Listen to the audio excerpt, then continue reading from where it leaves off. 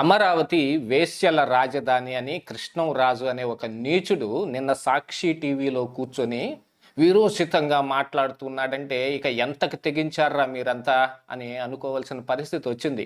నిన్న మొన్నటి వరకు అమరావతి రాజధాని రైతుల మీద వీళ్ళకున్న అభిప్రాయం ఏంటో మనం చూసాం. వాళ్ళ అధికారం ఉన్నప్పుడు ఆ రైతులందరినీ క్షోభబెట్టి వాళ్ళందరి మీద లాఠీ చార్జీలు చేసి వాళ్ళందరి మీద నిందలేసి వాళ్ళందరినీ పేటీఎం బ్యాచ్ అని ఏదో డబ్బుల కోసం పనిచేసే వాళ్ళని ఈరోజు పడుపు వృత్తికి కూడా వాళ్ళే దిగిపోయారన్నట్టుగా మాట్లాడుతూ ఉన్నారు.